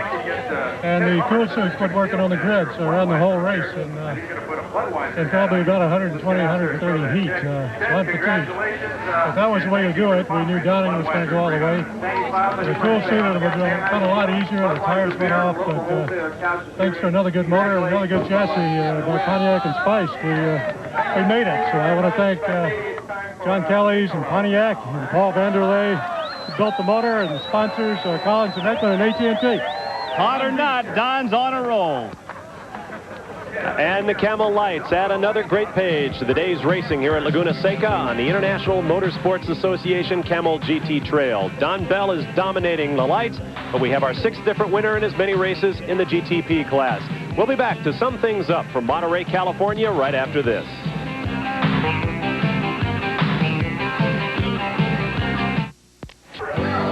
Back at Laguna Seca, where Don Bell in Camel Lights and Klaus Ludwig in the GTP class are our winners today. Lynn, your final comments on the race. I just want to congratulate Klaus Ludwig. He put the 4th in the victory circle last year, and he put the Bayside Porsche this year. A true master. Tom, your thoughts? I think a great race also by Bob Wallach. 6th or 7th place, but driving with no nose in the B.F. Goodrich Porsche. A great show. Today's coverage of the Budweiser Camel Grand Prix was brought to you by B.F. Goodrich Radials. We make your car perform. By Ford and your Ford dealer. Have you driven a Ford lately? And by Quaker State Motor Oil. New Quaker State with QSX keeps your engine cleaner to last longer. For Marty Reed, Gary Lee, Lynn St. James, and Tom Blackaller, I'm Bob Barsha. We hope you've enjoyed our coverage of the Camel GT Series from Laguna Seca. So long for now from Monterey, California.